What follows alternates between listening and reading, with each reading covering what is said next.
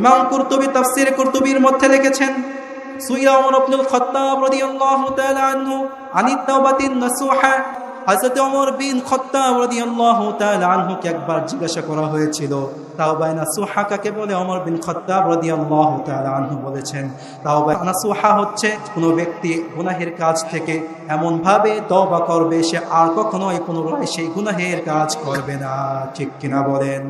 তাওবা নাসুহা করার জন্য শর্ত হচ্ছে চারটি। কয়টি শর্ত ভাইয়ের আমার?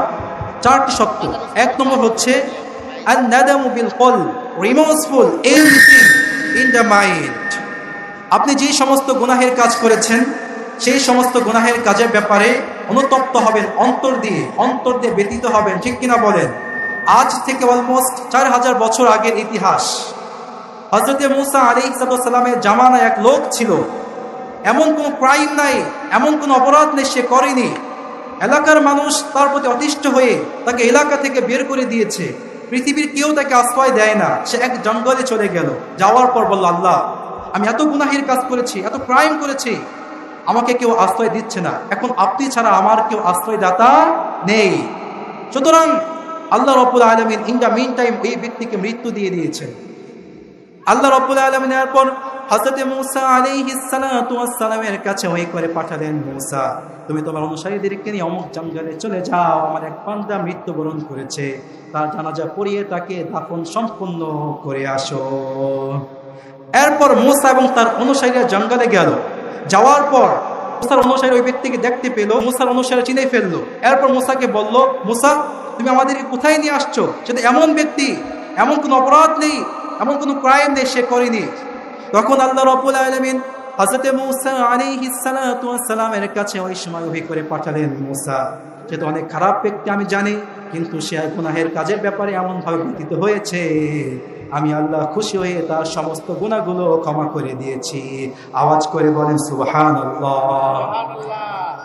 তওবা নাসুহা করার জন্য 2 নম্বর শর্ত হচ্ছে তারকু যুনুব, গিভিং আপ এভরিথিং।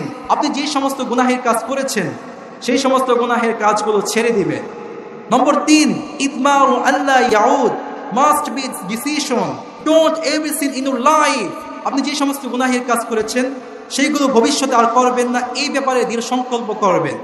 তওবা নাসুহা করার জন্য 4 নম্বর শর্ত হচ্ছে আল ইস্তিগফার বিদ-দুনুব। আপনি যে সমস্ত গুনাহের কাজ করেছেন সেই সমস্ত গুনাহের কাজের ব্যাপারে বেশি বেশি ইস্তিগফার পাঠ করবেন। এজন্য আসুন ভাইরা, আমরা সকলে বেশি বেশি ইস্তিগফার পাঠ করি। আস্তাগফিরুল্লাহ মিন কুল্লি যামবি ওয়া আতুবু ইলাইহি। সুবহানাল্লাহ বলেন। ইমাম বাগাবী তাফসীর বাগাবীর মধ্যে লেখেন, আন আবী হুরায়রা রাদিয়াল্লাহু তাআলা আন্নাহু ক্বাল قال رسول الله صلى الله عليه وسلم والله أستغفر الله من كل ذنب وأتوب إليه في كل يوم أكثر من 70 مرة। حضرت আবু হুরায়রা রাদিয়াল্লাহু তাআলা আনহু বলেছেন, আল্লাহ রাসূল আল্লাহ শপথ করে বলেন, আমি প্রত্যেক দিন 70 বারের চেয়ে বেশি আল্লাহর কাছে ইস্তিগফার পাঠ করি। যে নবীর গুনাহ আল্লাহ রাব্বুল আলামিন মাফ করে দিয়েছেন, যে নবীকে সমস্ত গুনাহ থেকে নিষ্পাপ রেখেছেন, সেই নবী যদি প্রত্যেক দিন 70 বারের চেয়েও বেশি ইস্তিগফার পাঠ করে, তাহলে আমাদের জন্য কতবার পাঠ করতে হবে? ঠিক কিনা বলেন? ঠিক।